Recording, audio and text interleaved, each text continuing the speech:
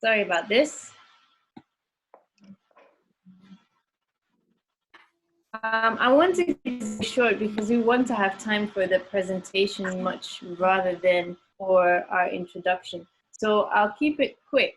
But we are a medical missionary group, and we consist, well, we are a ministry that seeks to live out Christ's ministry. We look at his example, we look at his missionary spirit, and we seek to be filled with the same spirit and to carry out the same work. And this is who we are. Winston, Jacqueline, and their 4 children, Tia Leonie, Michaela, Danielle, and Levi, who are much bigger now than in the picture. We will have to do a refresh. We'll have to refresh that Actually, picture. isn't it? And then there's me. My name is spelled Irene, but pronounced Irene because I am Dutch. And our ministry consists of much more than us. We're kind of the headquarters, if you will. But all throughout the country and even throughout the world, there are people that have joined the same mission to help where there is help needed. One of one of the things that God has shown us is very important is to live out in the country where healing can actually take place by just observing nature, by just breathing in the fresh air, by being able to be outside even when there are pandemics raging in the world. So this is where we have lived, and even now we live in a place very similar to this, because we are told that nature is God's physician. We receive people who have various ailments, and we seek to help them through exercise, through hydrotherapy, through plant-based diet, through doing a detox cleansing with them. Exercise is important because we know that a proper amount of exercise about the house would improve both mind and body. And that is true for us, that is true for the health guests we receive, but it's also true for you. Whatever you can do to get exercise, even in this day and age where you can't get out, it is important, more so now than ever. So we do hydrotherapy as well. This is steam sauna that you see here in the picture. And we do massage and different foot baths and different therapies to help cleanse the system and to improve health. In health and in sickness, pure water is one of nature's or heaven's choicest blessings to promote health. So even those who are well can preserve their health by using water internally and externally. And here we have one of our health guests that was with us recently, who really struggled to enjoy the wonderful juices that we gave her, but she soon learned to appreciate them. She loved the therapies, however, and she had a big smile on her face, even at the end while she was drinking her juices, because she learned to appreciate them. So we do a lot on nutrition as well, cooking together, doing juicing, and just using the things that God has given us. Whatsoever therefore you eat or drink, whatsoever you do, all to the glory of God. We love teaching in different places. We go to different churches, different training schools, and we even go to different churches, give Bible studies. We've been in Milton Keynes, who is hosting this afternoon's program. And it's not just the big people that do this, but the children have their part to play as well. And we receive people in the home, and for both health reasons as well as training. So that is us. But it doesn't have to just be us. It can be you as well. God wants every single one of us to be a medical missionary. So I want to encourage you to study, not just read, but to study Isaiah 58, which is the medical missionary chapter. And in Isaiah 58, you can find whatever it is that you can do to be a medical missionary. Because medical missionary work is not so much about natural remedies as much as it is about seeing a need and stepping in and saying, okay, I can do something to help this person. So I want to encourage you, whoever you are, to share that which God has given you and to learn more so that you have more to share. So that's us. I want to thank you for your support, your prayers, which we really need, and your donations as God impresses you. And these are our details. Also, you can contact us if you have any questions. So that is us. And I'm now going to hand over to the children who are going to share a wonderful song with you.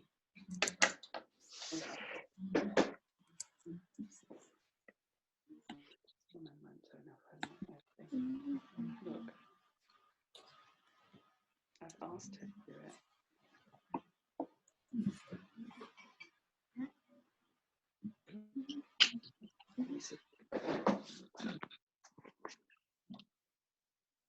We are going to sing some verses found in Psalm 139.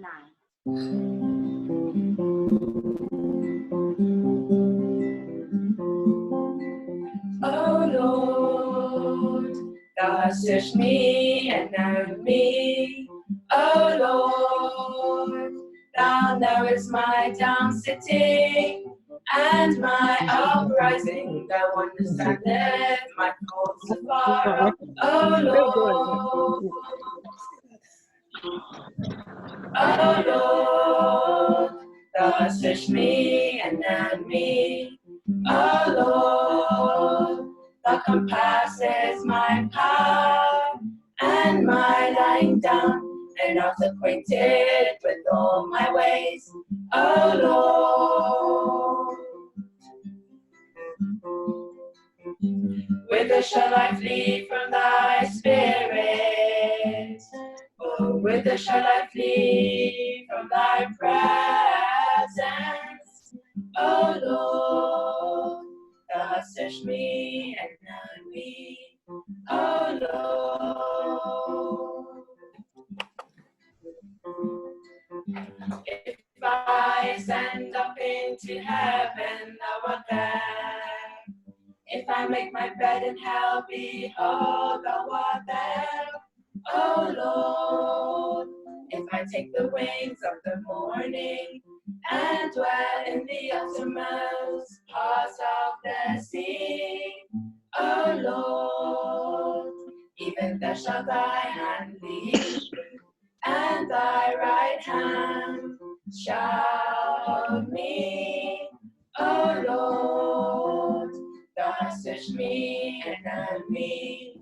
Oh Lord, oh Lord, oh Lord.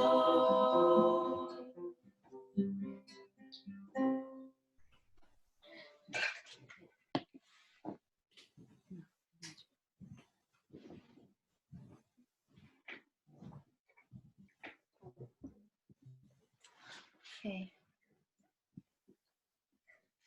All right. Thank you so much, children. God bless you. And we have with us, do we have Sonia Francis with us at the moment? Happy Sabbath, sister. We are here to Francis. Okay, so Sonia Francis is a mother of Aida. four, and Aida. she lives in Bodmin with her husband and the 4 children, and she went through a bit of a crisis this past week, and she just wants to share a very small very small testimony about her time to encourage you. So here's Sonia. Hi, Sonia. Hi, everybody. As Sister Jacqueline, does everybody hear me? Yes, they hear Yes, you. all right. I just want to be sure about that. Well, the last week, my daughter Ida started coughing for about 3-4 days. And then on Sunday, she had temperature about 38.6. And then that increased, she felt sick, tired. By Monday morning, so we realized that the fever was increasing. And so we started doing the few things that I remember, to be honest. And so I implemented what is hydrotherapy. And then I was expecting that, you know, the fever decrease, but it didn't. And so we noticed, right, Paul, the breathing was quite labored. And so I knew, now I'm in situations that I had never been. I had used everything that I know. I have been praying. I need somebody to help me, please, somebody who had a little bit more experience. And so I contacted Sister Jacqueline. And so we talked about it, and she encouraged me to try God's remedies and do a few things like cold fomentations and things like that, and also to drink more to keep her hydrated. And so that's what we did. And you know what? It's very interesting that the Lord put this in my mind. At this time, NHS is so busy and they can cope with so many patients. And so we were thinking, what do we have now? We have God. And God is the only one who will bring the solution and the healing. And so like never before, I felt I just leaning on God. I don't have anything else. And so when we talk, and I remember, and Sister Jacqueline asked me, so what do you want, sister? And I thought, I will risk. I will do everything that God says. So we start following a treatment, step by step, hydration, hydrotherapy. And I was praying. I noticed that through this experience, we spent more time praying. I was on my knees and asking the Lord to heal my daughter, to help her in the process, you know, when the body wants to get rid of all the waste and bring them all the tools that it needs to heal itself. And so we can see how God was working in our behalf. And these, let me see, we started on Sunday. On Monday, the fever increased. On Tuesday, we can see they start decreasing. And I'll be honest with you, I couldn't sleep. My husband either, because we were really concerned. And as we pray more, I have the wonderful experience, wonderful, it's absolutely beautiful, it's amazing, that I explained to my daughter, Ida is 7 years old, and I explained her the situation. And if she follows this protocol, and we use God's remedy, even if the taste is not nice, but we are doing what God says, God will bring healing. And she was so brave doing it and trusting. And in one of those moments, she gave her life to Jesus. Because I said, I don't know what will happen from now on, because I see her struggling in her breathing. And so I just said, trust in God. Whatever happened, trust in God. And we prayed together. She gave her life to Jesus, and she promised, I will obey, I will do what God says. And by Tuesday, the fever was decreasing. But this time we stopped doing whole fermentation and just drinking the herbal tea that we were given her. And the body itself was decreasing the fever. By, let me see my notes. On Wednesday, in the afternoon, she reached 36.3. That was her temperature. And she was, well, you know, walking. She was hungry. And we saw how God helped us in all this process of healing. We praise his name, and we give thanks for having, you know, instruments that are willing to help.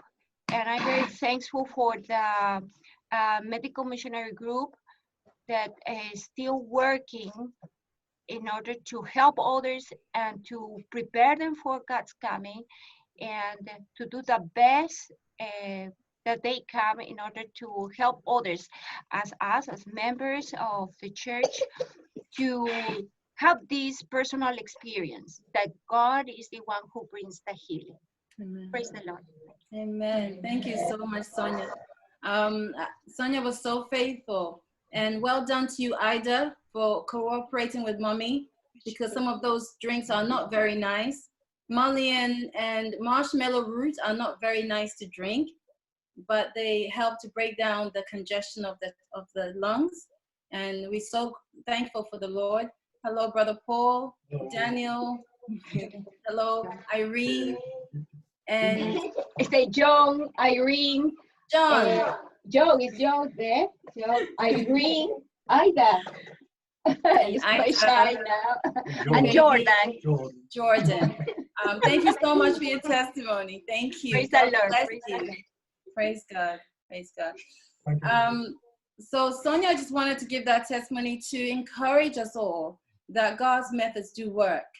For a moment there, she wasn't sure whether, you know, she was afraid. Yes. And she wasn't sure because she didn't know whether this could be the virus or it's just Ida's immune system fighting, and it's very frightening. And I remember asking her, what do you want to do? Do you want to take her to the hospital? Because that's her choice as a parent, to be able to have that freedom to make that choice. And she said, the hospital?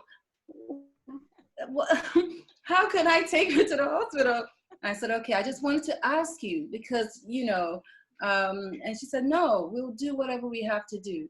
And as a family, they worked together, and praise God, that Ida recovered very quickly. We were rejoicing over here. So thank you for your testimony. Thank you. Okay. So at this time, we're going to go into our afternoon program, which is God's plan for your immune system, especially in light of coronavirus. We have to understand that this is real, but we're not just this is not just for coronavirus, this is for life. God would have us to be in health, physically, mentally, and spiritually, not just during this time, but always. And it's interesting that right now we're all very alert to keeping well, to keeping safe, to drinking our water, to walking, you know, with the limited freedoms that we have. Sometimes we don't know what we have until there's a threat to losing it, or until we lose it. That saying is so true. And we're you know, when we go to the supermarket, it's amazing. All the things that we usually buy are gone. There's hardly any soya milk. There are no grains. There are hardly any seeds. What else? The things that we go for are all gone. And we're like, wow, what are people eating? They're learning to eat well, you know, but there had to be a crisis. And God said, no, simply listen to me. I have a plan for you. And I have thoughts towards you, which are always of peace, not evil. So please hear me. And though you don't even have the desire to obey me, even the desire I will give you if you just trust me. God is so merciful and he's so kind. So at this time, before we go into the presentation, we just have a quick word of prayer, please. Heavenly Father, thank you so much for the day thus far. Thank you for your precious Sabbath day, where you have called us all to come aside, rest in you, to rest from our labors, to rejoice in you, and to seek your face, and to seek your word, that you may give us life and give us more abundantly. Thank you so much for the proceedings thus far. And as we go ahead to look at your plan for our immune system in light of the current world situation, we pray that you be with us, please, and give us wisdom, knowledge, understanding. Most of all, give us your Holy Spirit. In Jesus' name we pray. Amen. So God's plan for our immune system in light of coronavirus.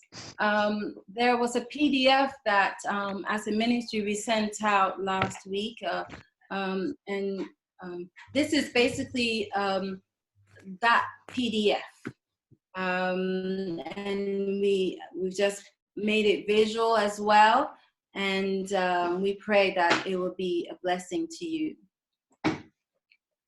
Many people may ask, what is my immune system? I hear so much about it. You know, now the World Health Organization is actually following God's plan. You see, before there was a World Health Organization, there was a plan.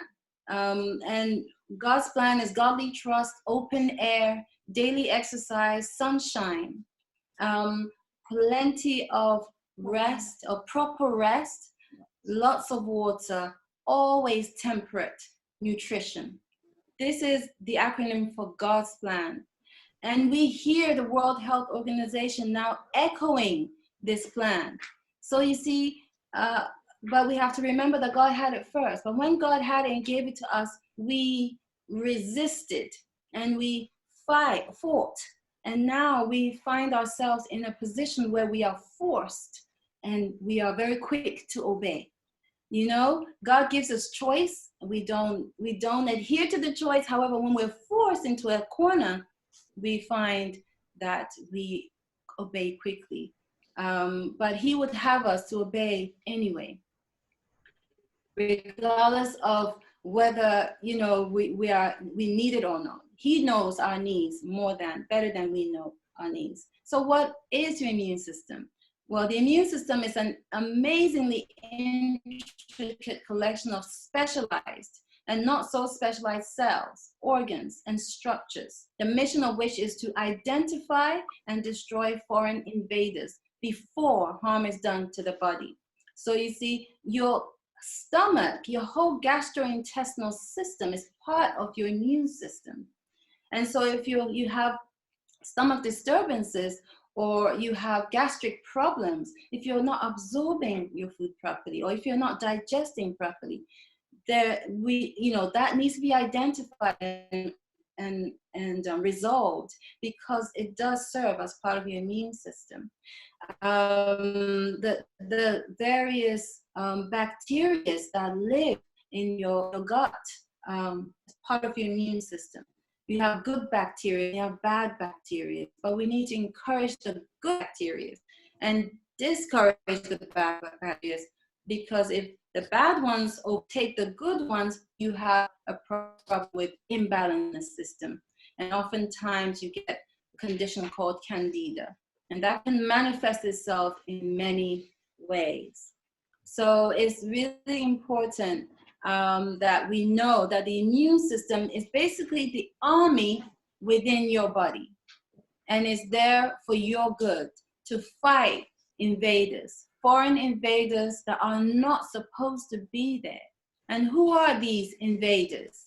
Disease-causing organisms such as bacteria, the bad ones, fungi, bacteria, virus, fungi, and parasites are detected upon entry, tagged for termination, and devoured by hungry immune system cells.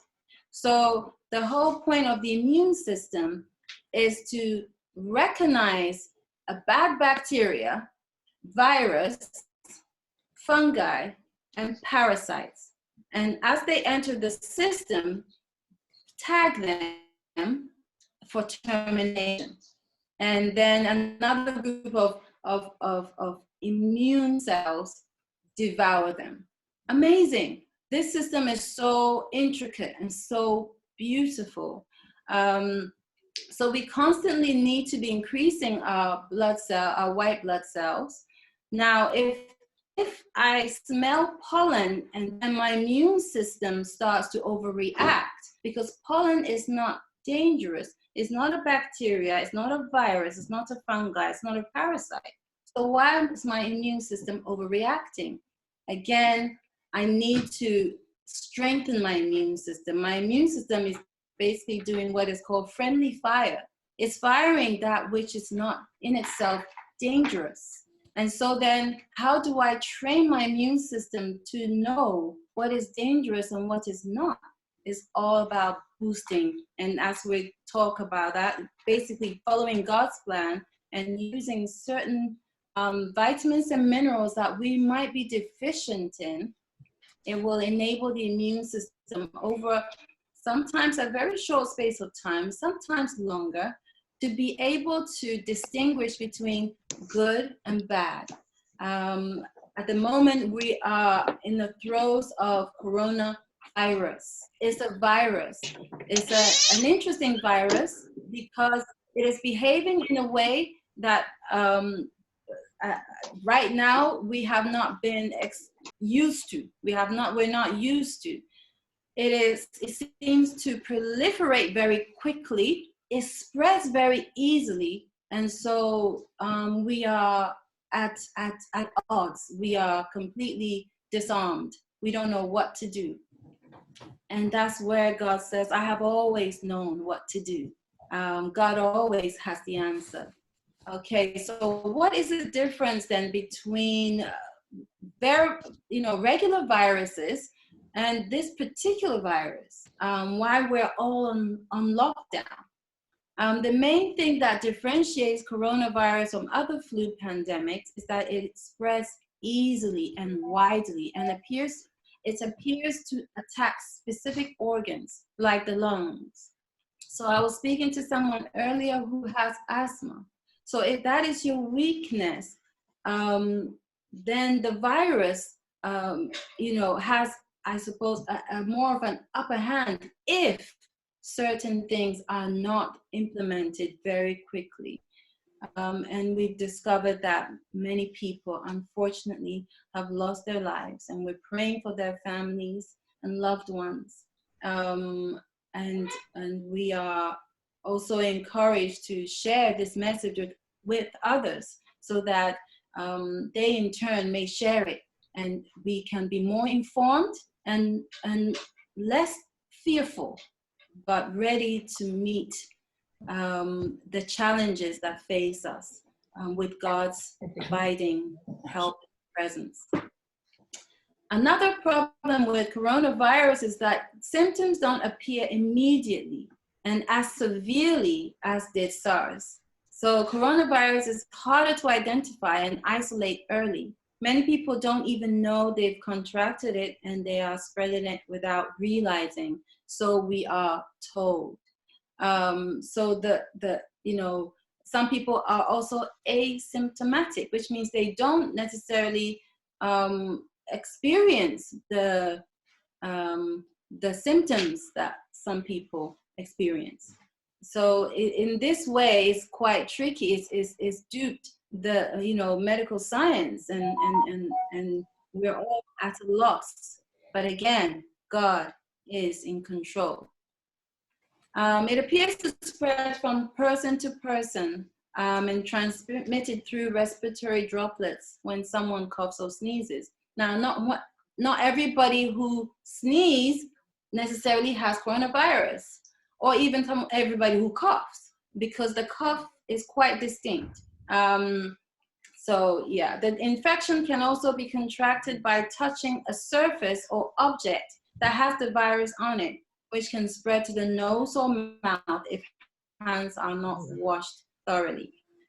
It's interesting that, again, when you go to the supermarket, the hand wash and all of those things are gone. And you wonder, did we not wash our hands before? Because you see, that's something else that God has told us about. He's told us about cleanliness. In fact, cleanliness is part of God's plan. You know, cleanliness of body, of mind, cleanliness of environment, of food. You know, even in the garden, you know, inspiration tells us that even in the garden, even outside of our homes, if there's lots of debris and dead leaves and lots of dirt around, it invites vermin and invites dis-ease. So it's amazing how the washing of hands and even the washing of person and of clothes is huge right now. But again, God would have had this answer a long time ago. He is awesome. Millions of people get flu infections every year, with the majority making a swift recovery without long-term complications. There are some, however, who do actually lose their lives due to flu. And we are told sometimes that the answer lies in the flu jab, and some people are encouraged and choose to go for the flu jab. But God has a plan. He says, follow my plan. And you won't have to be so fearful, because it's not to say, oh, right, you do God's plan. So, you know, though you live in a world of sin, nothing ever touches you. No, not at all. Not at all. But you see, he has promised that in following his plan, you put your body in a better position to meet whatever comes. And so, you know, it gives you a calm assurance, if you will. Right now, I know that sleep is a huge part of the immune system, and proper rest is part of the laws of God. I know for me personally that I am not getting that. If I get the flu or a cold, I'm not going to say, oh, well, Lord, wait a minute, I'm eating well, I'm exercising, I'm going to know that I'm not resting enough. Because if you're not getting sufficient rest, even the good food that you claim to eat is not going to be used effectively to help your body, to increase your blood cells and your fighting cells. Why? Well, because it's at rest, at sleep is when these your body repairs itself, when your body heals. So when you find someone who's not well, they sleep a lot because the body is saying, you know what, I need rest. And you know, and I prayed last night. I said, Lord, please help me to recognize, to rest as early as you know I know I should, in order that my body can repair itself. In so doing, we protect. We basically protect ourselves from those things that are around us. Who is at risk? Who is most at risk? The weak elderly. And it says the weak elderly because there are elderly people who are not so weak, because knowingly or unknowingly, they have been following God's plan in some way or another. Those who are chronically ill and people with diseases of the immune system, or diseases that render the immune system suppressed and depressed. Those who smoke and drink and use drugs, whether that is illicit drugs or over-the-counter drugs or even prescribed drugs. And you may say, well, I have to take my medication. And yes, if you must take your medication, of course, you must do so. But know that it does reduce your the strength and the availability and the numbers of your immune cells. The majority of the coronavirus fatalities have been people over the age of 70. Obviously, this week we heard about younger and younger people being affected and unfortunately losing their lives in the most saddest of ways because their families were not able to even be by their side. And this is so sad. And what struck me is that it was saying, because somebody said, well, you see, so it's basically anybody. But we have to understand also that someone could have underlying health conditions and not know about it. And so just because somebody's young and supposedly fit doesn't mean that they're immune. How they live is very important. If they're having a lot of sugar in their diet, which most young people do, if they're having a lot of fats and takeaways and fast food, which most young people do, if they are not necessarily, they're not getting exercise because they're on their games and on social media, which most young people do, is going to render their immune systems deficient, more so. So let's not look at it necessarily as young versus older, rather as, okay, how can I, with God's help, implement those things that help my immune system to be strengthened, so that even if the plague shall come nigh my dwelling, my body will be in a better position to respond effectively. So what are the symptoms of coronavirus? We're told the symptoms appear between 2 to 14 days of exposure. Some people may be asymptomatic, which means they may not have symptoms at all, or they'll have very mild symptoms that don't appear to be anything. But those main symptoms are fever, a dry cough, shortness of breath, or breathing difficulties. This is a very poignant indication. Shortness of breath or breathing difficulties, especially if you're not a person who suffers with asthma or other conditions that restrict your airways. Fatigue, pneumonia in severe cases. Now, wet coughs and a runny nose are rarely, I'm not saying never, but rarely symptoms of coronavirus. And you'll see with the coronavirus compared to other common conditions. Fever is very common. Dry cough is very common.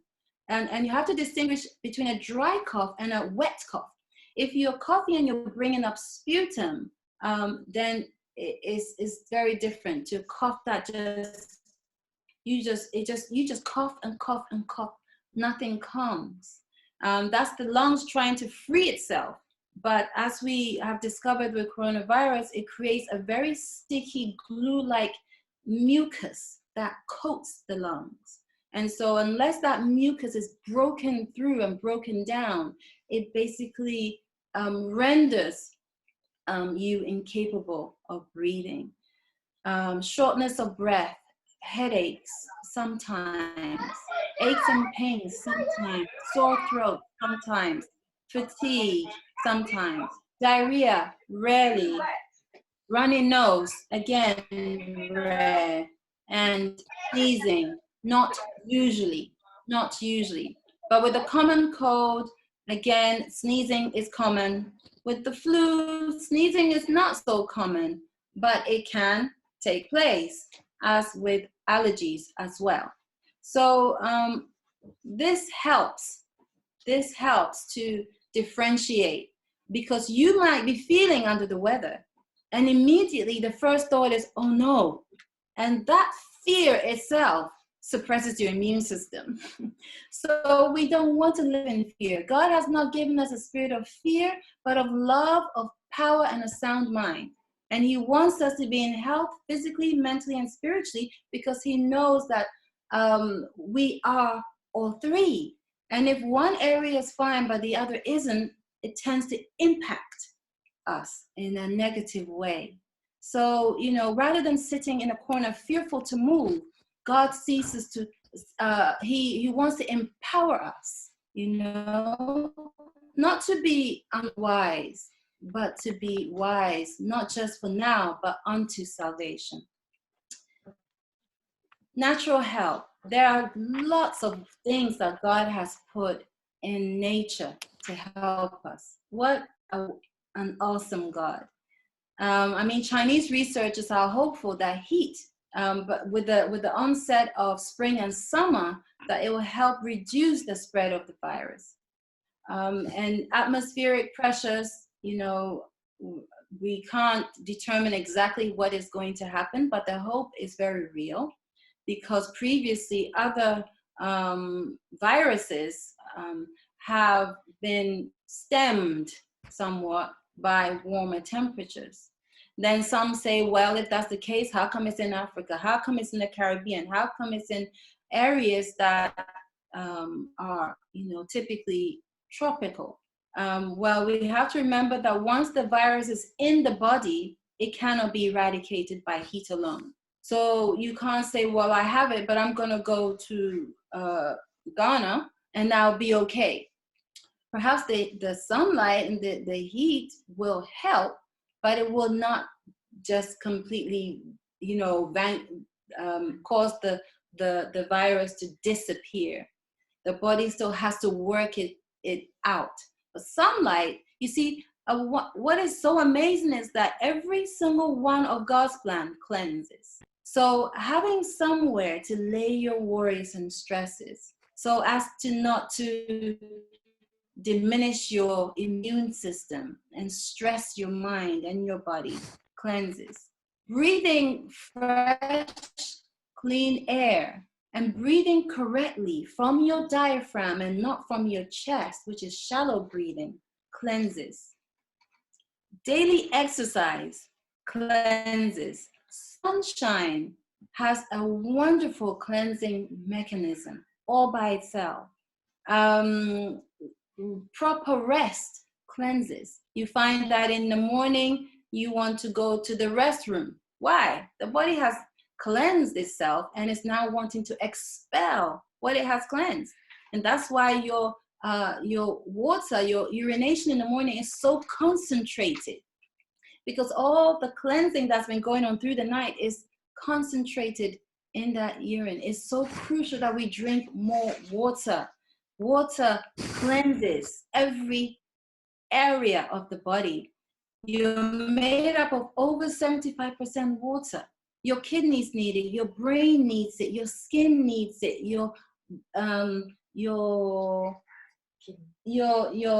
liver needs it, your lungs need it, your heart needs it. If you find yourself palpitating, having irregular heartbeat, if you find arthritic joints, water is the very first and one, best thing you can do for immediate and long-term relief. So you see, every single one, temperance cleanses. If I fill my food, even with so-called good food, to the brim and attempt to consume all of that, so that I have to take my belt off and I have to unbutton my skirt and I have to, okay, your body is going to struggle to break that down. Okay. However, if I'm temperate with my food, that again has a cleansing mechanism, because the body is able to break down my food quicker, and I'm able then to be able to eliminate what has been the waste of what I've eaten.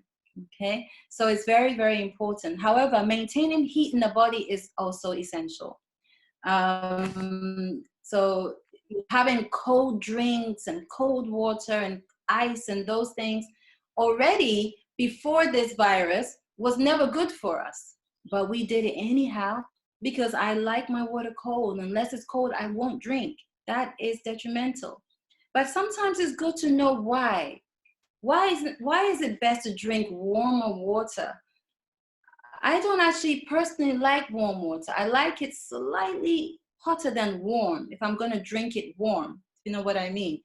But the reason why is that you're giving your body too much to do. If you have cold water, especially cold water straight from the fridge, your body has the job of having to stop everything, raising up the temperature of that water until it is 37 degrees Celsius before absorbing it. So you're really, really thirsty and you go and get ice cold water and you're like, oh, that feels good. But your body's like, oh, no, it doesn't. Because you're giving it double the work. It's going to have to heat up that water. That's going to take from your energies and your vital force to heat up that water before absorption. So your thirst actually is not yet quenched till that water is heated to 37 degrees and then absorbed. So creating heat in the body is very, very important because heat stimulates the breaking down of congestion. Again, heat causes blood flow. And so it's easier for the body to use heat to be able to fight infections, especially viruses. Eating foods such as ginger, cayenne pepper, garlic. Now, let's remember that cayenne is the only pepper that has the properties that we desire. Now, fine, if you have Scotch bonnet, that's all you have at hand, use your Scotch bonnet, but know that Scotch bonnet irritates your gastric system. Scotch bonnet can cause stomach ulcers. Jalapenos can do similar thing. However, cayenne pepper is one of those peppers that do not irritate the gastric system. It actually brings healing. So even if somebody has a stomach ulcer, they can be encouraged to drink a little amount of cayenne pepper in water as a tea, and it won't harm. Rather, it causes beautiful singing. But can you turn off your, can you mute your mic, please? Thank you so much. But that was lovely. So cayenne pepper as a tea, not too much. We don't want to, we have to be temperate in all things. So just a quarter of a teaspoon in hot water or warm water. You can add a little bit of powdered ginger to that and drink.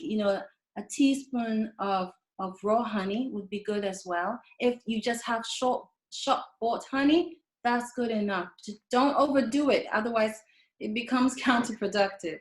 Okay, you can put these things also into your food if you prefer. You can use them in their raw fashion. You can grate some ginger and make some amazing ginger tea. So this will also encourage the circulation of the blood, because a good circulation purifies the blood and secures health, while a poor circulation renders the blood impure and induces congestion of the vital organs. So if you yourself know that you suffer from poor circulation, it's important that you find ways and means to help that, to cause the blood to move, especially to the extremities, your feet, your legs, your hands, your arms. By dressing appropriately, this will help tremendously. But by eating certain foods, like we've mentioned already, by drinking more water, it will help with circulation. By exercise, you see, we're going back into God's plan once again. We need to keep our immune system strong with a balanced diet, including plenty of immune boosting foods like garlic, ginger, berries, and green vegetables. And this is essential. The green in vegetables, which is actually chlorophyll, is the closest thing to blood hemoglobin. So having greens is amazing. And if you have a juice, you're blessed enough to have a juicer, and you juice, a bag of spinach, let's say, with green apple and a drop of ginger, and have it of an evening instead of a big meal. It's like giving your body a blood transfusion. It's amazing, because that greenness is going to help to fight and to strengthen and to boost your immune system. Amazing. And in bringing in good food, we need to get rid of something, because as good food enhances immunity, bad foods does the opposite. They suppress immunity. So junk food, fast food, sugar, coffee, alcohol, smoking, these are habits that have a negative effect on the immune system. Whether we are in a time of COVID-19 or not, this is a fact. So I'm not going to say, well, okay, for the next, for however long I'm going to stop smoking or I'm going to stop drinking. But with God's help, God has power even to help you to quit, and to quit for good, so you don't have to suffer the negative effects that, it renders your body. Support your body with immune boosting supplements like zinc, antioxidants such as, it's just gone out of my mind, such as, there's one that you get from Brazil nuts that are so good for you and boost your immune system. I'll come back to you on that. But zinc and vitamin A, C, and D are crucial. Now, vitamin D is crucial when there is little sun. When there is sun, please go out. Expose your arms. Obviously, we have to be wise in the sun. Go out and get some exposure. Work in a garden. Play outside with the children. And play tag. Make a teepee or something that's going to render you outside in the sun, because it has immune boosting properties. Stay active and healthy, as regular movement stimulates your lymphatic system, enabling your immune cells to circulate the body and kill off viruses. Keep well hydrated so your immune cells can function efficiently. If you don't have enough water, and when it says drink, I'm really sorry. Someone just needs to mute the mic, please. Thank you. When we're dehydrated, our immune cells get stuck in traffic, and it can't function properly. So we find ourselves catching everything and anything going around. And hydration doesn't mean, well, I drink 3 cups of coffee and 2 of tea. I may have a drink in the morning of water, but then I have Ribena in the afternoon and a Coca-Cola in the evening. That's not hydration. That is liquid, but that's not actually going to help your body. Your body is made up of over 75% water, not tea, coffee, or Coca-Cola. And actually what those do is suppress your immune system. They dehydrate you even more and make you anemic. So God knew what he was talking about when he presented to us pure water as one of the laws of health. Now you may say, listen, the water in London is undrinkable. I smell chlorine in it. You can't make me drink that stuff. Granted, I agree, because I've experienced that. In which case, filter your water.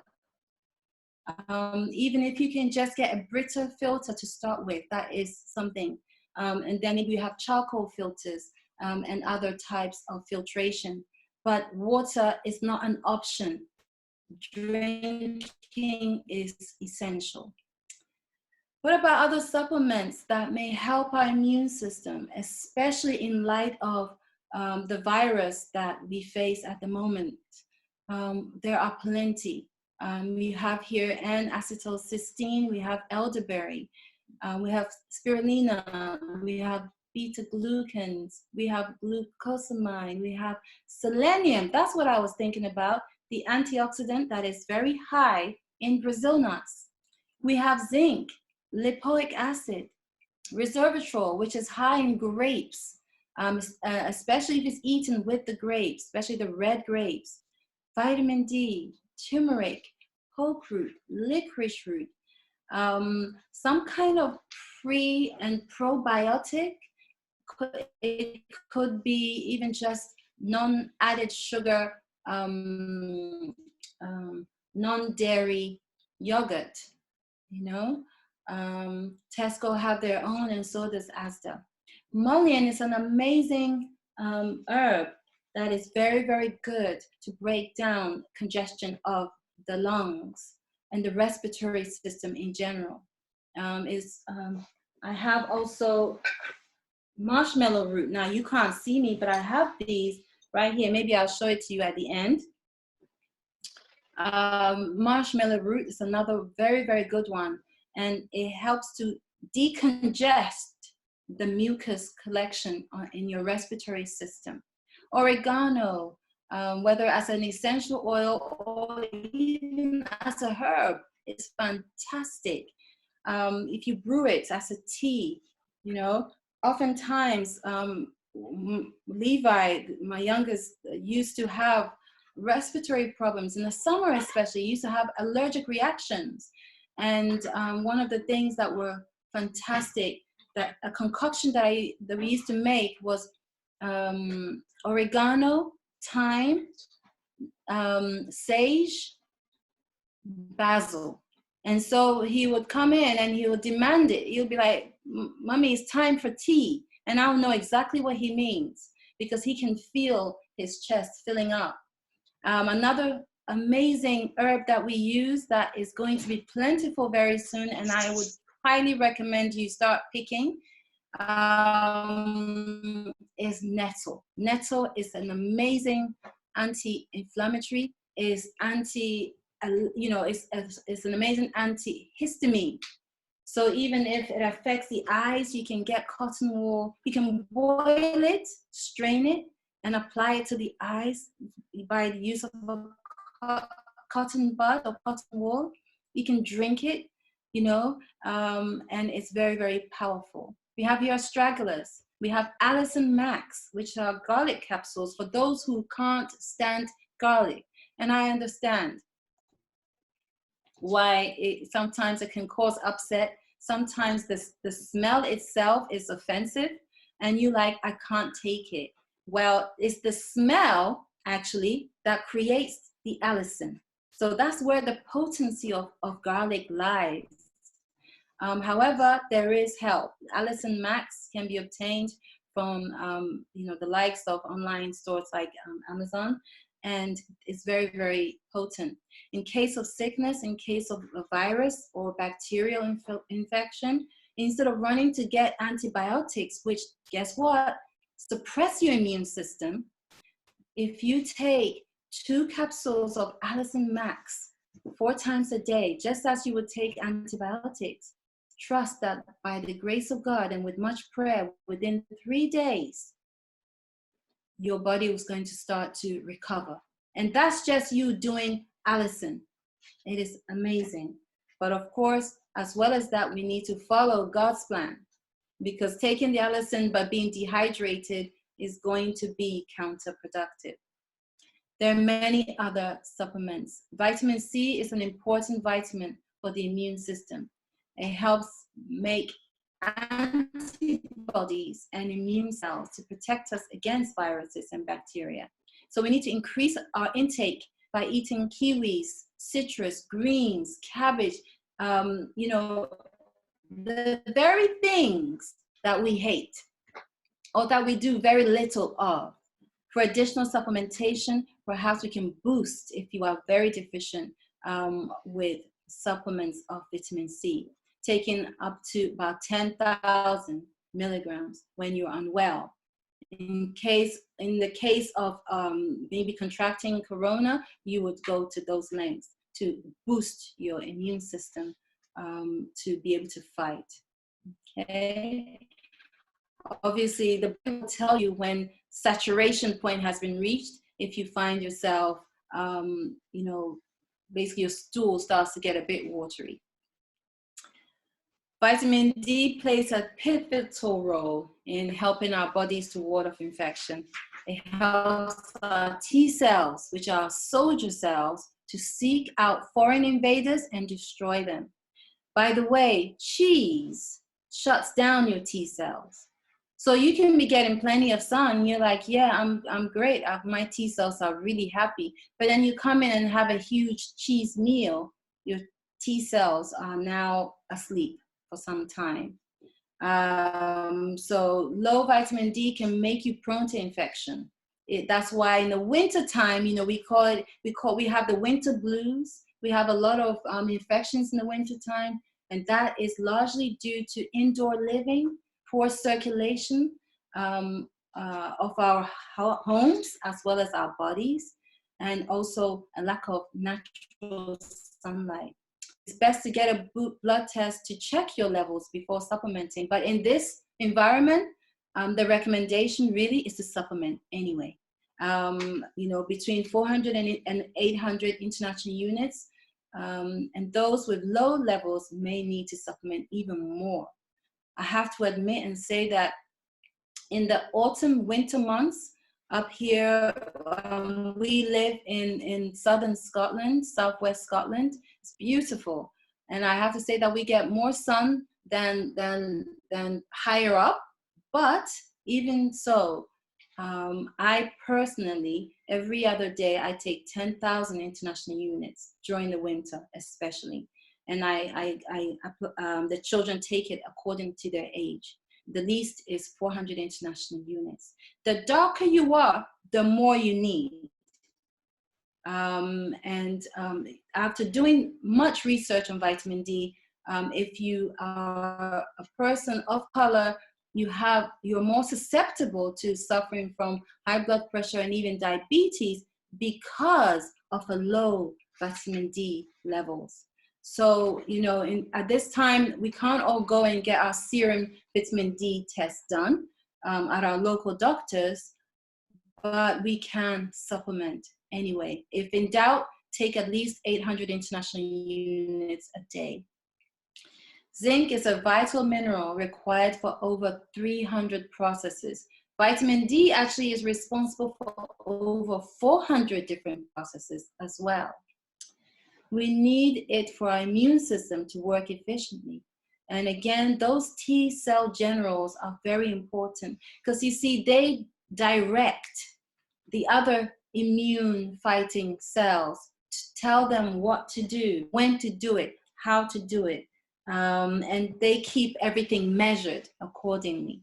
So zinc is very important. I know that zinc is a potent mineral against this virus in particular. Okay, it's hard to overdose on these things. I would rather overdose on zinc than you know, take the various options open to me. I have to admit. In an emergency, please don't get us wrong. If in an emergency you need to be in the emergency room and they apply emergency solutions, that is not the same as an everyday dosing of paracetamol, everyday dosing of various different medications. Food sources of zinc include chickpeas, lentils, beans, pumpkin seeds, sesame seeds, cashews, almonds. So you see, you have a varied source to obtain it from on our day-to-day. But in terms of you being deficient or during illness, it's important to boost it with supplementation. Probiotics, I've mentioned already about the good bacteria in the gut, which are encouraged by probiotic foods like you know, plant-based yogurts and slightly fermented vegetables. Now, fermentation is interesting, but again, if rather than, you know, having your immune system imbalanced, you have to have sauerkraut, for example. I think we need to be wise on these matters. Another thing that's fantastic for your microflora is working outside in the garden. Right now we have lots of time to get out there and get our hands literally dirty, you know, Sometimes we're like, oh no, don't touch that. No, put that worm down. But actually, no, let him pick up the worm. Is doing something amazing for his gastrointestinal system and for his immune system in general. Echinacea is an age-known immune herb, and for many people, there's good reason why. It enhances the lymphatic system, making it more ready to do its job. It's good. It's a good herb for viral infections. So it's one that will be very good for us to have in our cupboards, as well as some of the others that we've spoken about. I actually have all of these next to me, so I'll show you after the actual presentation. But it'll be good, not just for now, but to have these always in your cupboard, and you'll be more empowered. Instead of running to the doctors at every instance, we can run to our cupboards for God's natural remedies and his pharmacy. Thyme, again, antibacterial, antimicrobial, and frees up the catarrh that's caused by illness. Elderberry is excellent against viruses. This is one that you can even harvest, but it's not yet, it's not in season yet, but look out for it. This is what it looks like.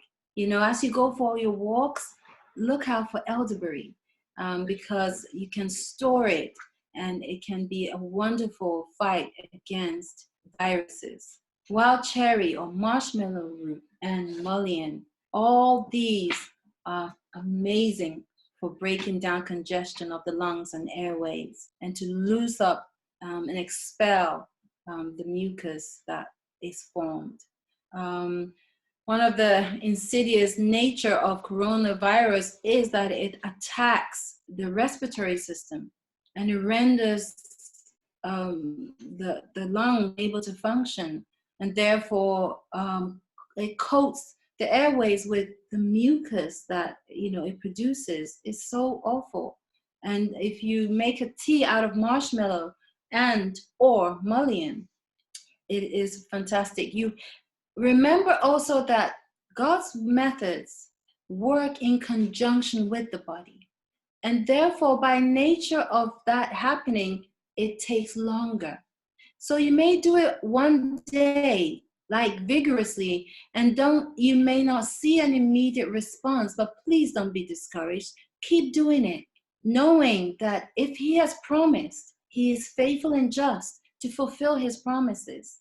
So natural remedies tend to take longer, but in the long run, and even in the short term, once they take effect, your body is quickly restored to a better state than before.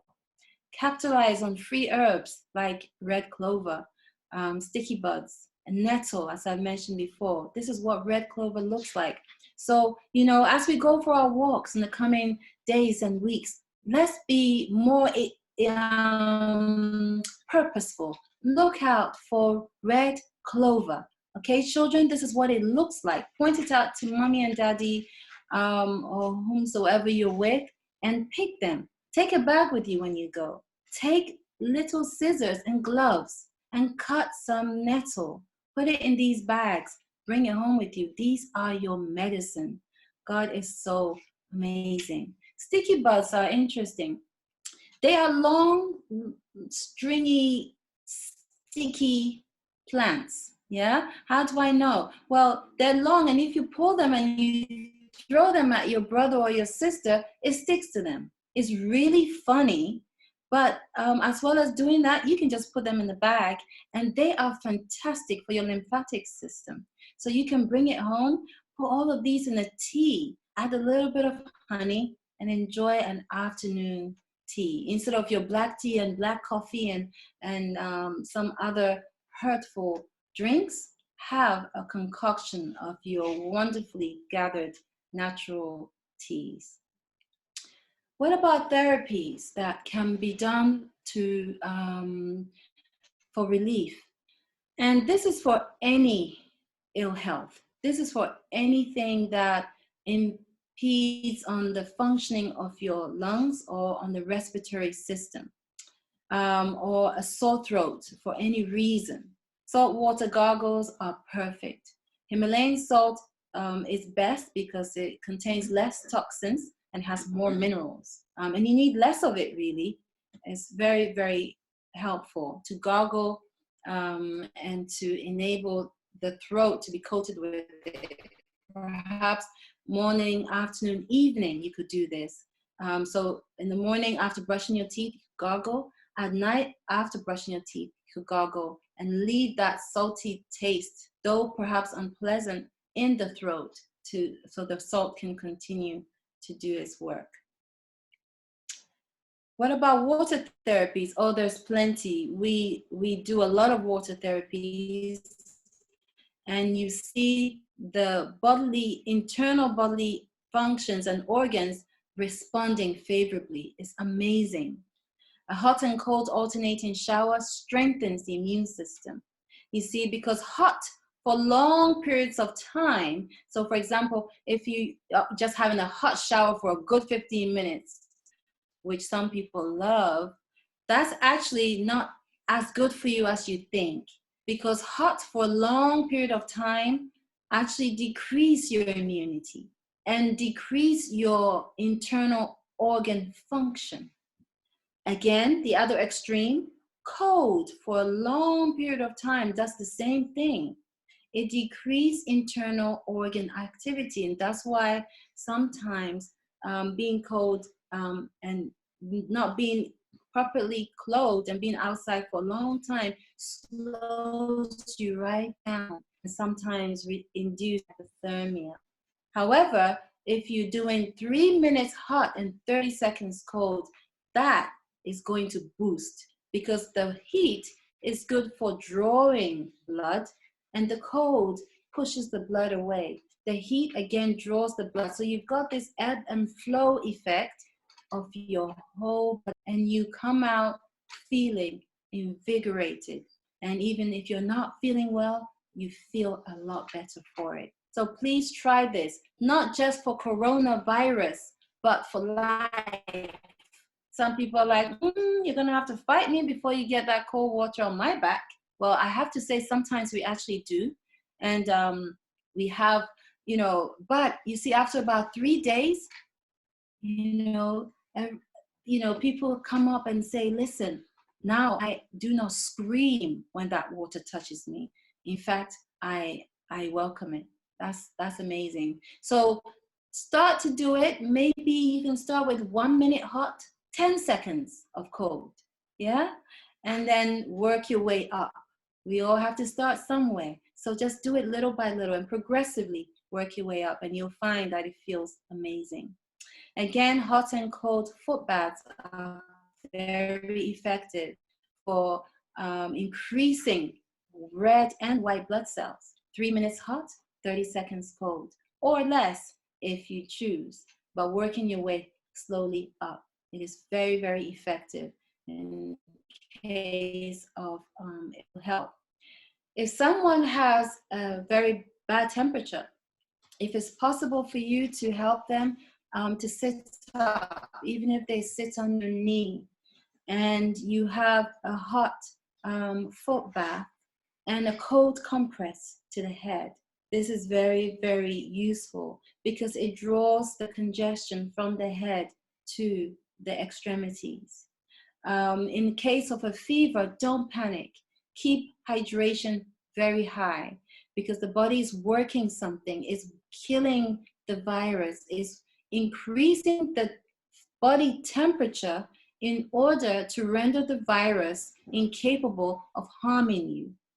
And if it is allowed to do that without calpol, without Nurofen, without all the other things we throw at it, you will find that the fever doesn't last as long. And also once it's broken, you just get up and like Jairus' daughter, you're ready to eat. And like Ida of the other day, you're asking mommy, where's the food? Because I'm hungry. God is so awesome. So the main thing to really take note of during a fever, number one, cold compress to the head. Continue to change that cold compress. Keep it cold, because we can't have the head overheating. Otherwise, it will stimulate hallucinations. It will stimulate terrible headaches. It will stimulate sometimes convulsions. So it is crucial that the head be kept cool at all times. And it is crucial that the person be kept hydrated, because fevers induce sweating. So as the person loses all that water, it needs to be replenished. Otherwise, you get severe dehydration, and that oftentimes leads to hospitalization and drips and so on. So please, it's essential that those two are done. Fomentations are very, very important, especially in terms of a congestion of the lungs or the airways. So it's very, very easy to do. The instructions are to put a face cloth in very warm water, as warm as the person or your hand can stand it. Put a few drops of eucalyptus or peppermint oil in the water. Squeeze the water out and apply it directly to the chest. Or if somebody is very sensitive, put something light like a cotton sheet on their chest and then put the face cloth on there. And then put another heavier, bigger towel over it. What's this for? Well, the whole point is to isolate that area of the body, to open the pores so that the steam can be absorbed straight into the pores and into the lungs. And this again helps to break up the congestion and renders the mucus unable to have that congealing effect in your lungs. Afterwards, keep repeating this practice for about 10, 15, 20 minutes. And thereafter, again, use a carrier oil and a few drops of the peppermint and eucalyptus and apply to the back and to the chest area. Wrap up the person and let them rest so that the therapy can have a better effect. And this works wonders. And it needs to be repeated 2 to 3 times a day. Again, steam inhalations are very similar, but this time you're going to have a bowl and you're going to put hot boiling water in there. So if you're doing this for a child, please stay with them, have them, maybe you can hold them and cover both your faces with it. You can both benefit from it, and inhale. You can also put some salt in here as well, some Epsom salt in the water as well. Also in the hot foot bath, you could do that. You can also put a few drops of as well as peppermint and eucalyptus. In extreme cases, you can also put a drop, and only 1 drop of oregano oil. Oregano oil is very, very potent, so I'll be very, very careful with that. But it is very, very effective for the sinuses and for the lungs. You have various immune teas, raw honey, lemon, ginger, and garlic in hot water. You can steep these for about 5 to 10 minutes. Add your raw honey, and again, it acts as a wonderful beverage in general to boost the immune system. During ill health, it can also be a wonderful relief. Onion syrup is also very, very good. By cutting onions in circular slices, having a glass jar, you can alternate onion, honey, onion, honey. And this will draw the goodness of the quercetin and other nutrients from the onion into the honey. And what happens is that you get a liquid that is left over, and that's your syrup for the lungs, for any coughing fits, and just to boost your immune system in general. You can also just cut an onion. Yes, this is fantastic. Yeah, children love onion syrup because it's sweet. Another thing you can do is cut an onion in half and leave this onion in all your rooms. It draws out all the impurities and toxicities. And if you put this near your bedside table or near your bed while you're sleeping, again, it works wonders for your system. Get a humidifier if it is possible. Our central heatings dries the air that we breathe in our homes, and it renders our mucous membranes very, very dry. Increases congestion. So this helps. You can put some essential oils in there, and you can have some light relief. But open your windows, please, please, please. You may say it's -2, which it isn't. Please, even if it's just a crack. You may, however, say, I live on the road. Okay, in that case, open the window that faces your garden or faces away from the road, because in so doing, you are encouraging free circulation of air, fresh air into your home, instead of breathing in the same dead air over and over again. Okay, so I mentioned earlier about hygiene and coronavirus, and really we should already be hygienic. But if for whatever reason, sometimes we blame it on the children, but we teach them. So really we need to step up, really, encouraging them to wash their hands, to when they sneeze, have things to have, even more so now than ever before. We just say, oh, children right now, that could cost somebody's life. So it's not so blasé anymore. We need to take hygiene seriously. It's imperative that we wash our hands, especially after being out and about.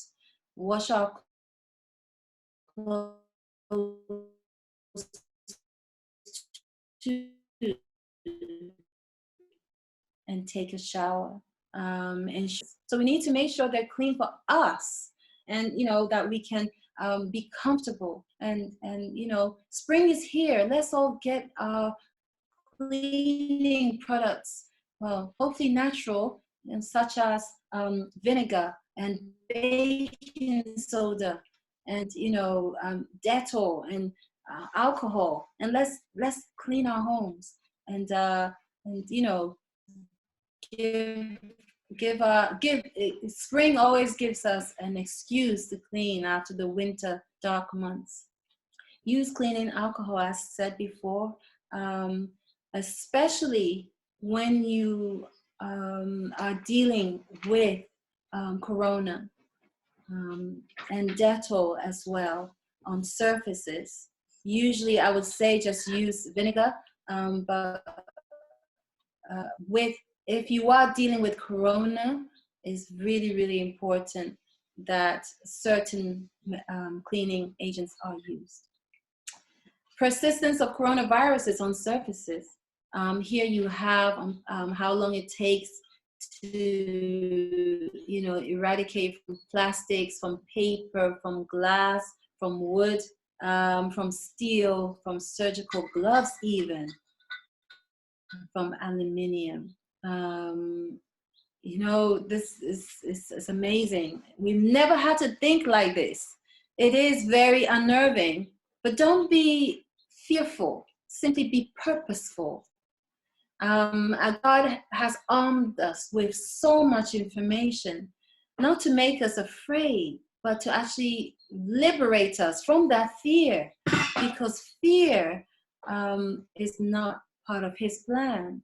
Fear is from the enemy to disarm us, to render us incapable of action. Sometimes we're so afraid we can't even move. It causes us to become inactive and frozen. So we're worried about food. We're worrying sometimes how long some foods are going to remain on the shelves. But again, God has an answer. He says, grow your own. This is a wonderful way to teach God's plan through nature. Wonderful way to get your your gut flora working, with the soil. It's a wonderful way to spend time with your children and to feel and to get exercise, sunlight, and fresh air all at the same time with a purposeful goal. Some things are more easier to grow than others. And so we perhaps could try some of these. No, you don't have to try all of them. You could just start with the herbs, and have fun doing so as well. Stock up on necessary things, not hoard. Don't have your whole house full of food, please. But be wise also.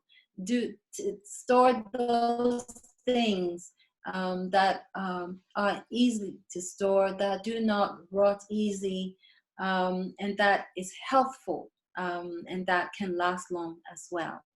Okay, so these are just a few suggestions. You can add your own as you see fit. Please don't stress. Don't stress. God is in control.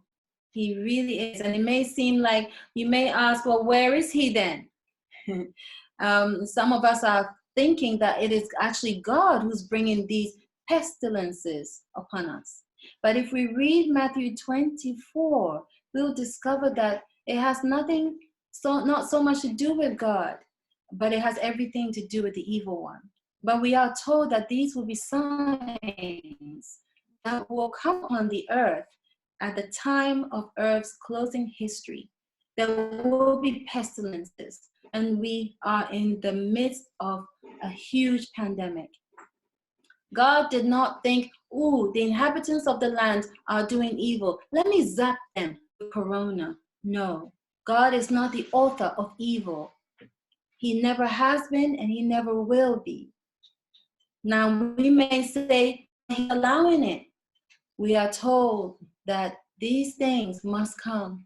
They must come in order that prophecy be fulfilled, but also that it will serve to us as a reminder that Jesus indeed is coming back. Not as a baby in a manger, oh no, but as a prince of heaven, and King of kings and Lord of lords, rather. And he is coming quickly, and he says his reward is with him. So when we see these things, don't be disheartened, don't be discouraged. Know that your redemption actually draweth nigh. And why is stress not good for my immune system? When we're stressed, the ability of the immune system to fight is reduced. It renders us incapable of increasing that immunity, and therefore makes us more susceptible to infections. The stress hormone cortisol can suppress the effectiveness of the immune system and lowers your lymphocytes. And so whether the stress be anger, whether it be depression, whether it be anxiety, whether it be unforgiveness, it does the same thing. Have a quick look at this video.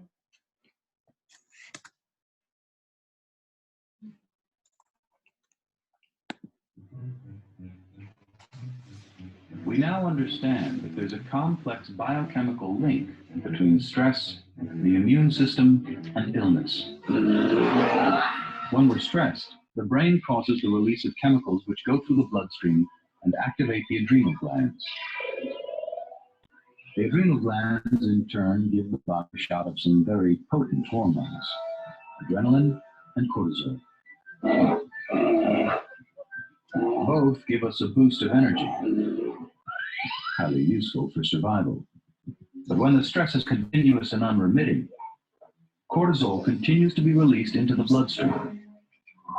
One of the side effects of cortisol is to suppress the activity of our immune system, leaving us vulnerable to infection and disease.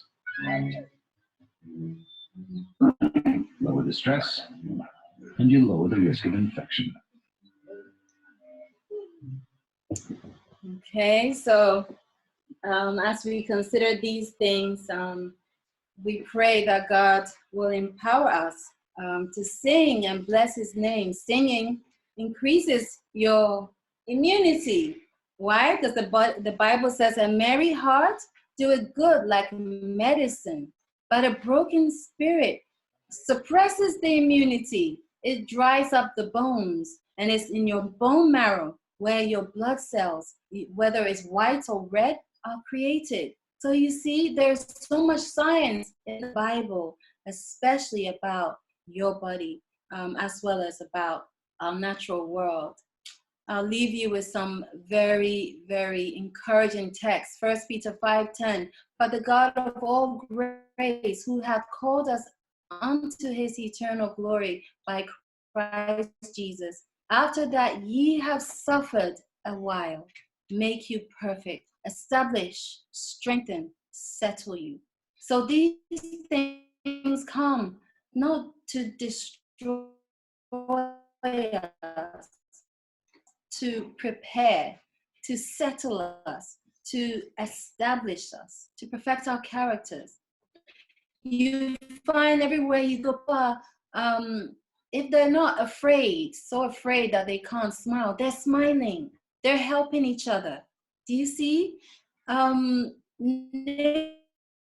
Neighbors whom haven't spoken to each other for years are now saying hello. There are some who are also doing some wickedness. However, the majority of people are actually being positively affected in terms of our relation with one another. God wants to settle us. He wants to strengthen us, not to harm us. Proverbs 16:3, commit thy works unto the Lord, and thy thoughts shall be established. Keep your mind on Christ, on his wonderful blessings, and yes, you will see devastation around you. You will see the news that says so many people have died today. Pray for the families of those souls and join the mission to reach those souls, so that should they rest, they will rest in Jesus. And we can all rejoice because they are asleep in the Lord.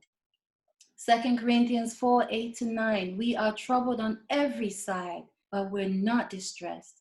We are perplexed indeed, but we are not in despair. Persecuted, but not forsaken. Cast down, but not destroyed. The next verse says, because God.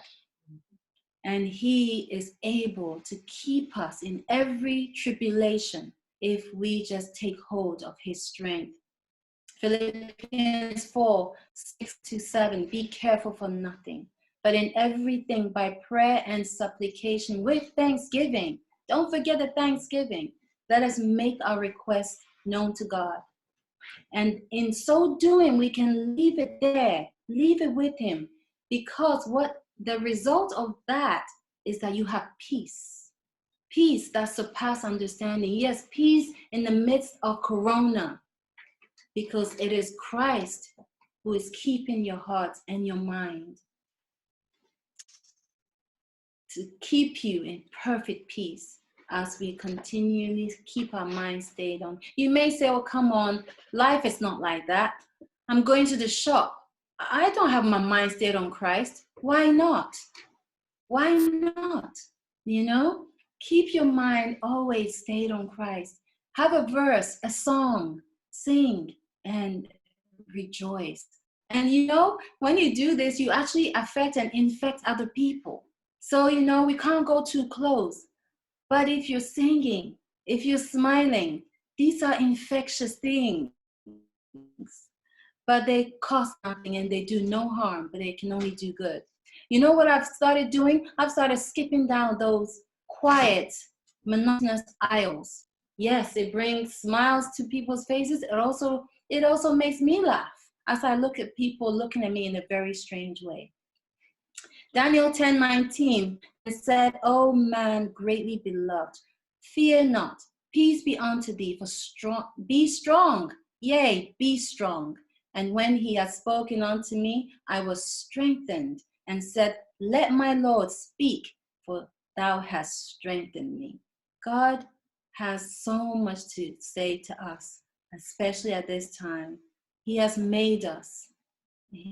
As long as we have understanding, oftentimes it's the lack of understanding as to why I need water, why I need to exercise, that makes us not willing to learn his commandments or to do that which he bids us to do. But sometimes he doesn't have to explain it to us. Let's do it anyway because he said so. And in these times, we recognize very quickly that actually his ways are always perfect, that he had a plan all along.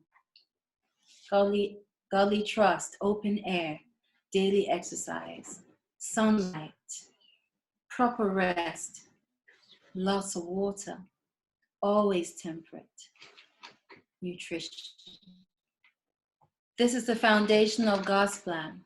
Besides dress, besides hygiene, and all the other plans that he has in his word.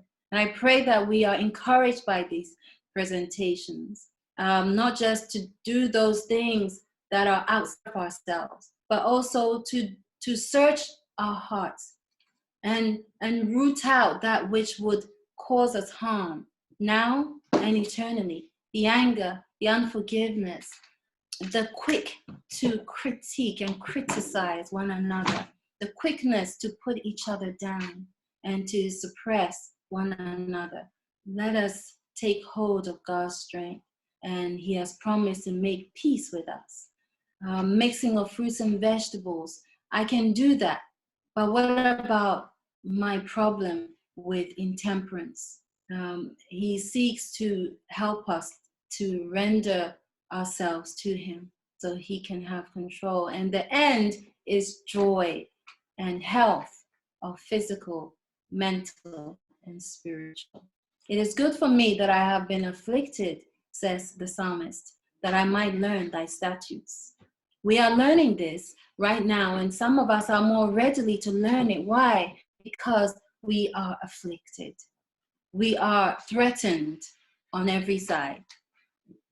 But God wants to empower us today, and he says, come, let us reason together.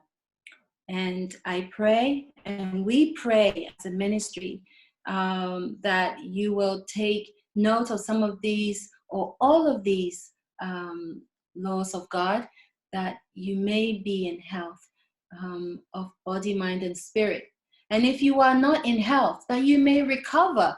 And that's the love of God. He's not just saying, oh, well, if you are not well, never mind. No, he's saying, if you're not well, it's okay. Don't despair. I can and I will restore you.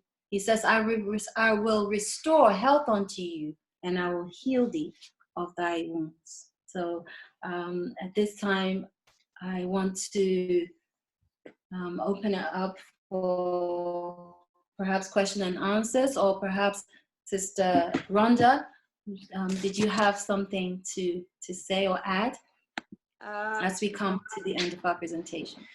I'm not sure. Just wait. I think there might have been a message or a question. Okay, there was a question.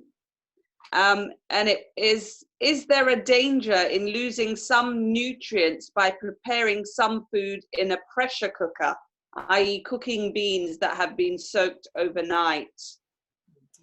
Okay, pressure cooking is, the problem with pressure cooking is that because of the high temperature and high pressurized environment, you do lose some nutrients.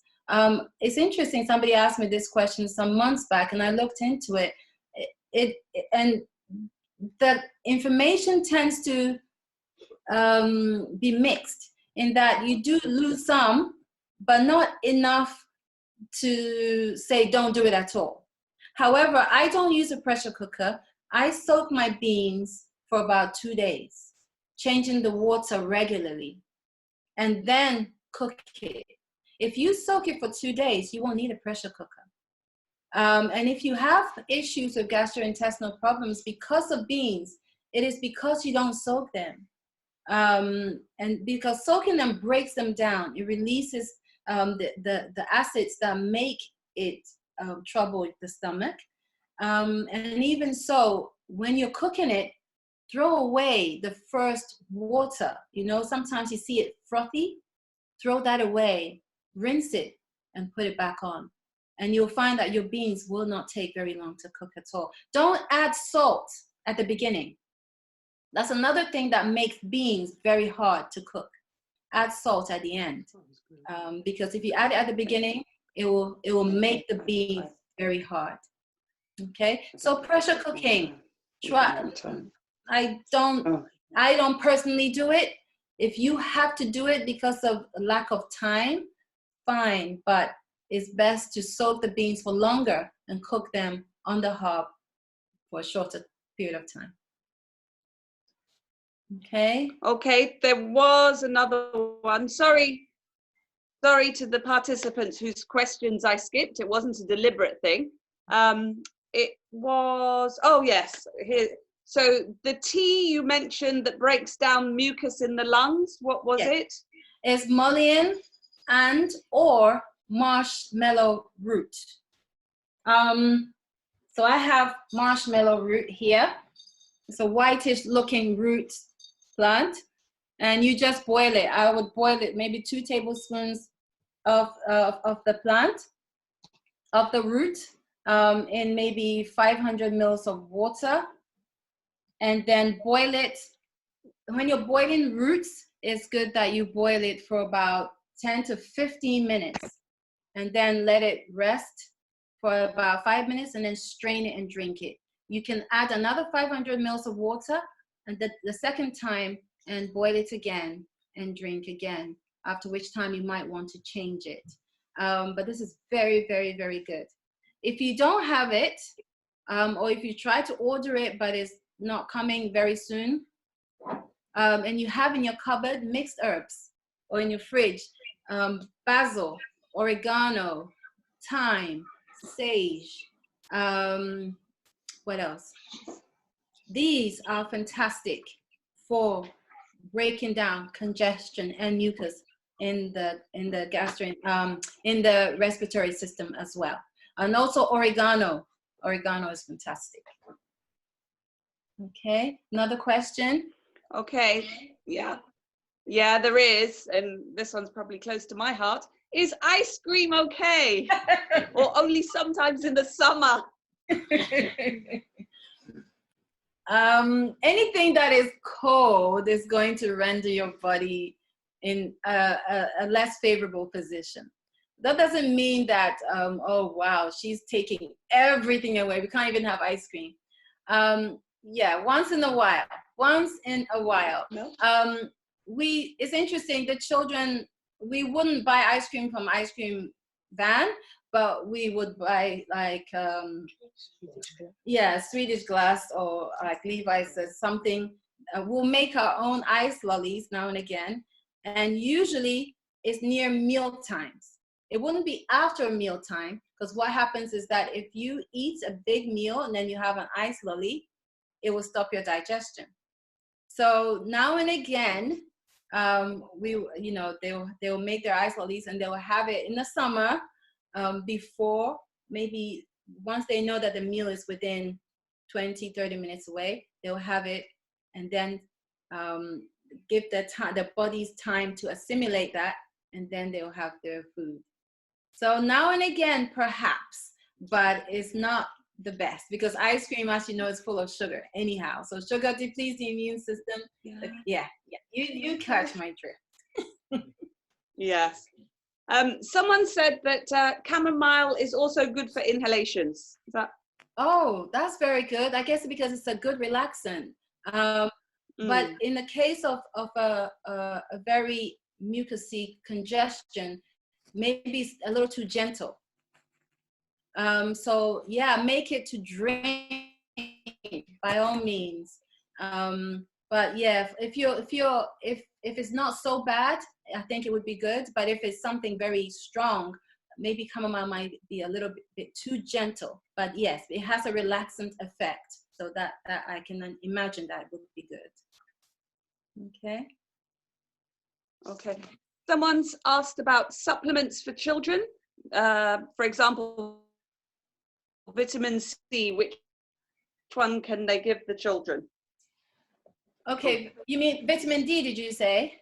No, vitamin C. Vitamin C. Yeah.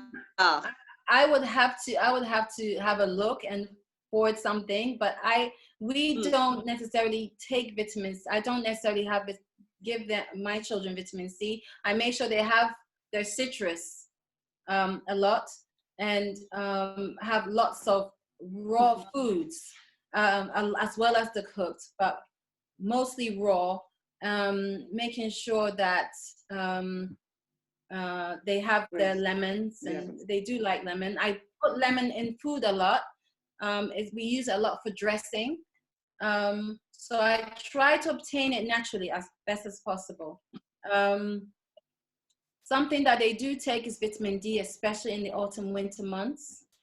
Something that they may take when they're not feeling 100% is zinc. Omega-3 fatty acids, something that I've left off my list, but that is crucial. That is an essential fatty acid. That means our bodies do not make it at all. So it's crucial that you put it into your diet. So that comes from things like chia seeds and flax seeds. And they're very, very important as well. So they have these. They make sure they have the flaxseed every day. They have their blackstrap molasses. There's another thing that we use. Every single child or young person must have 1 to 2 teaspoons every single day. Blackstrap molasses is fantastic. It has the highest form of iron in most foods. It has magnesium, potassium, phosphorus, manganese. So it's packed full of nutrients. And if they have this with lemon, it will boost it will enhance the uptake of iron as well. So in terms of vitamin C, I would say more citrus and food and berries and kiwis and things like that. Okay, we're only going to take a couple more questions, but there is, I think you might have to perhaps maybe speak to someone called Gunther. It's to do with autoimmune conditions, and I think maybe you'd have to do that one offline. Okay, no problem. I can contact Gunther. Yes. Okay. So yeah, this is a tricky one because thus far we've been talking about boosting white blood cells, but there are conditions where boosting white blood cells can have a very different effect. For example, lupus, and yeah. So obviously we will have to have a consultation so that we can be more specific to your needs. But if you are in that position, there are things that can be done, but it's just a different method. It's a different approach. However, God's plan still applies, but you would be very careful perhaps with the water therapies. Okay. Can Scott? Can we use? Sorry. I was going to say that there was. It says cinnamon. Cinnamon. Okay, cinnamon is interesting. It's one of the spices that we're advised to leave alone. And after doing some research, I discovered that cinnamon, if you use it long term, it's not the best for you. It does have an effect on your heart, as does nutmeg. And the research has been done, and we've had one of our young people who did training do an experiment. where she did cinnamon, and what else did she do? There's a whole concoction of everything she was told to leave alone. She put it into a concoction, and she discovered something amazing. And however, in the discovery, it was the cassia or cassia cinnamon seems to be more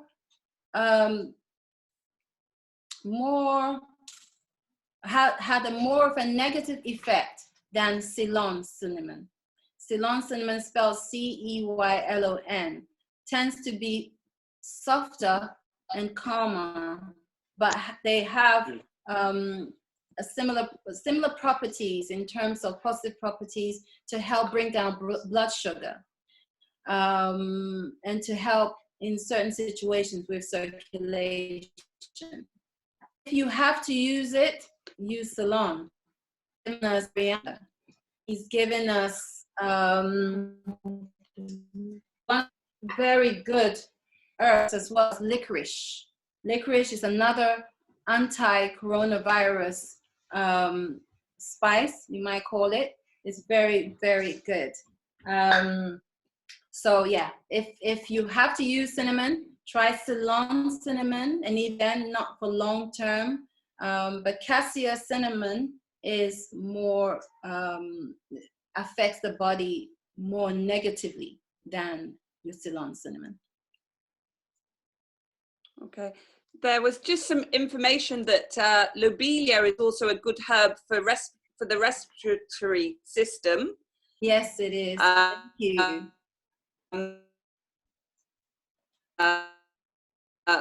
If you can't get hold of mullein or echinacea, well, they're all sold out. However, caution was to be used because it can cause vomiting. What's that? Lobelia.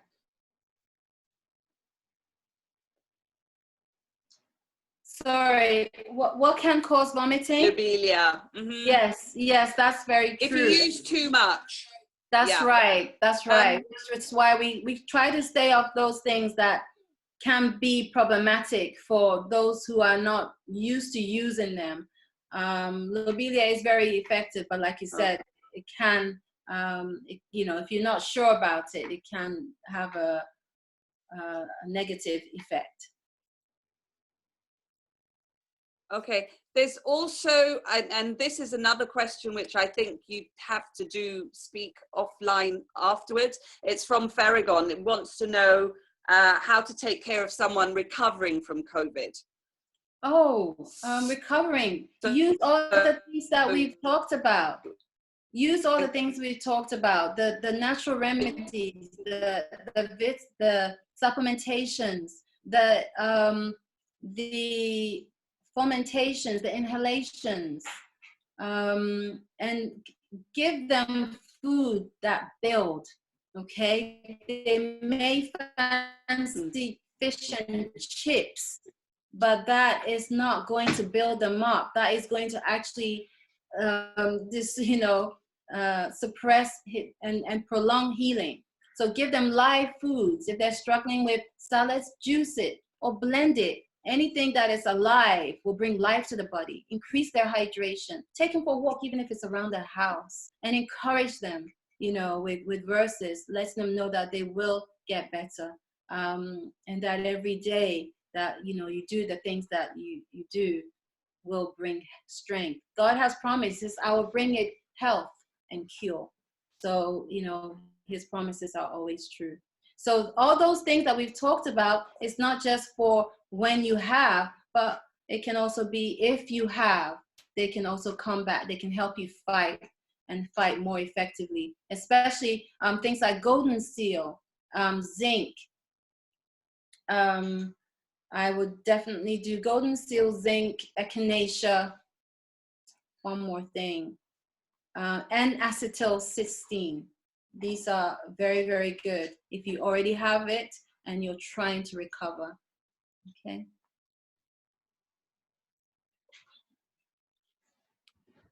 Someone wants a recipe, so you can contact them, or we can get them to contact you.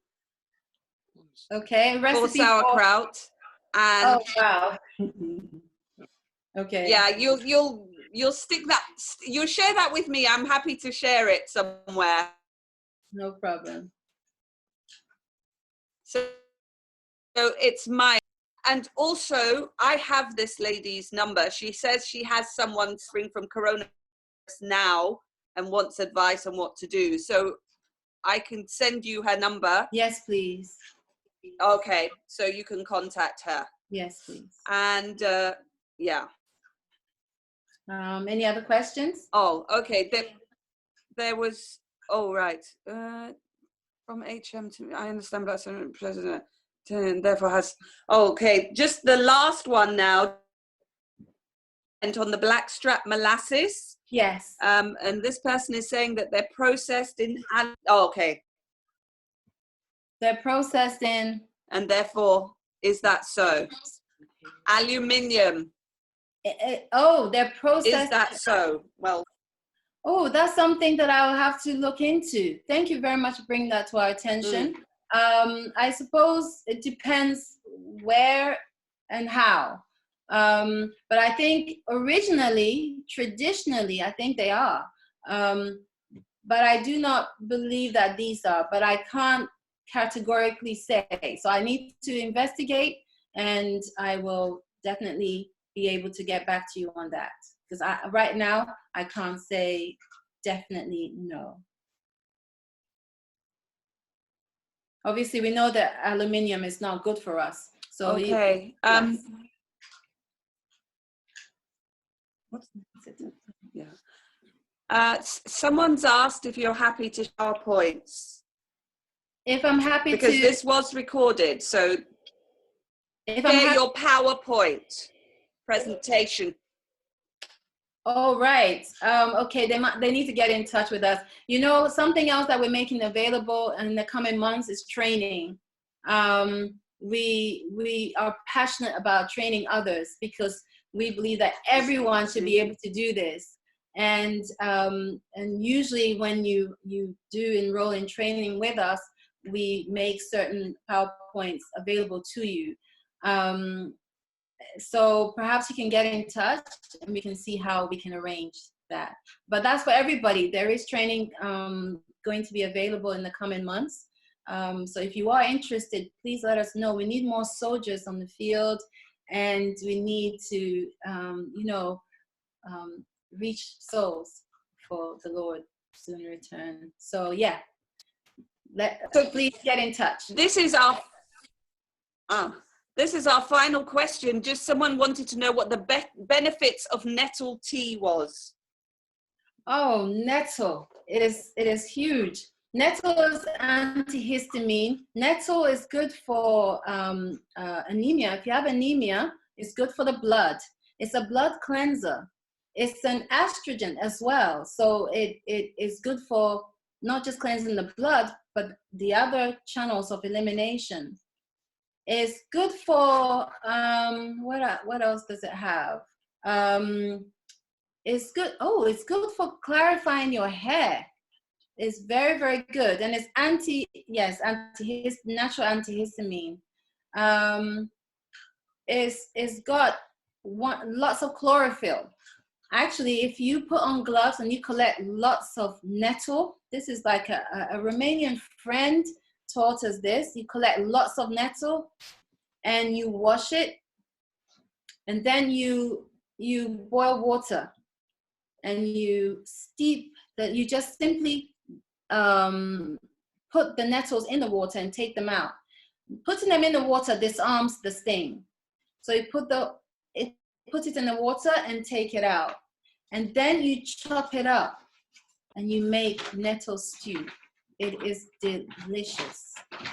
You saute it with onions and garlic and peppers, and you have yourself a very potent food right there. So it has lots of chlorophyll as well. So that's just a very brief account of its properties.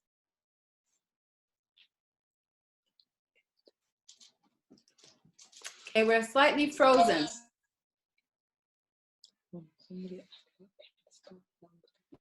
Yeah, you were slightly frozen.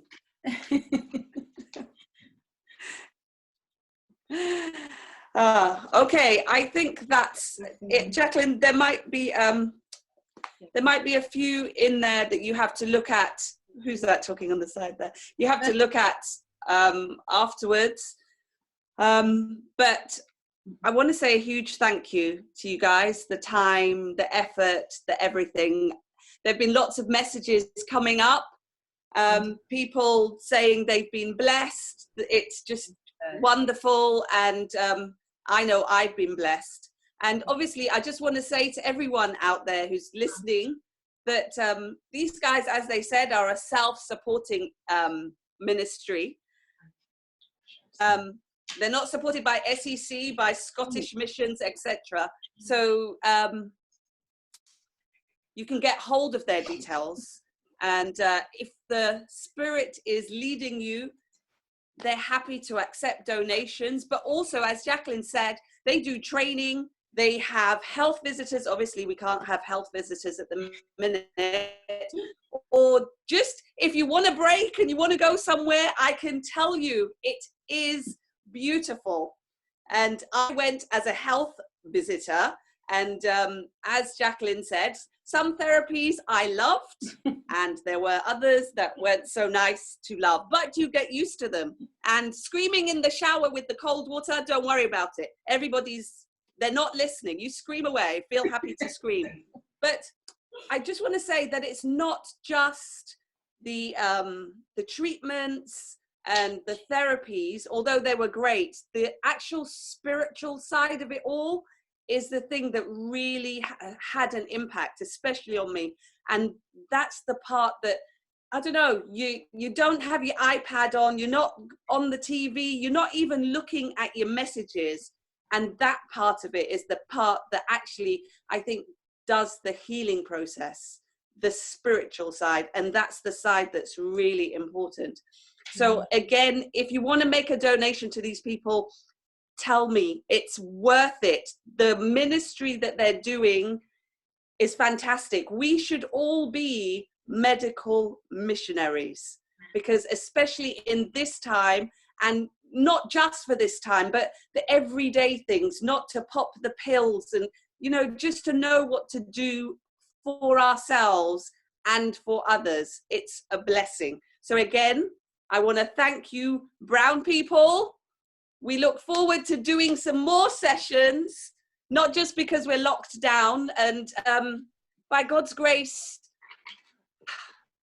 maybe you can get over here to Milton Keynes when all this has died down, and we can have you in person, because it's been a blessing. Amen. So we want to close in prayer. Are one of you going to do it, or shall Anthony do it? Who's doing it? Yes, Brother Anthony can do it, and then I think we'll just, as people leave, we'll close out in song. Okay, and there are a few questions which were for you specifically, so if you take a look. Okay. Okay. Oh, we want to thank Brother Cujo as well. We'll pray. We want to thank Brother Cujo. Oh, yes, sorry. Oh, Joseph, yes, of course, that goes without saying. Thank you so much. Yes. As we said this morning, it's been fantastic. Just, yeah. Okay. Our Father in heaven, Lord, we just want to say a big thank you, because, Lord, without you, none of this would be possible. Maybe you've given the opportunity for various places to be able to today. You know that we all need to be involved in this work. And Father, we're all praying that you'll do something within each one of us so that we'll be motivated and inspired from hearing and receiving this message, that we'll be able to go out and share this message with others and get involved ourselves in, Lord. It's for our health, not only physically, but spiritually as well. So we're asking your special blessing, especially on our dear family, the Brown family. We're asking you to pour out your blessing on them, Lord, that the ministry that you guided them into will continue to grow and expand. So continue to bless them, Lord, whether physically, spiritually, financially, in every possible way. You know what they need, Lord, and I'm asking you to provide for them and support them. Lord, keep us safe, Lord, from the condition we face each and every day from now on. So please be with us and bless us. We pray in Jesus' name. Amen. Amen. Amen. Thank you, everyone. Thank you for joining us. Thank you for the Francis family and all the families here represented. Thank you. Thank you. Thank you, Jeff.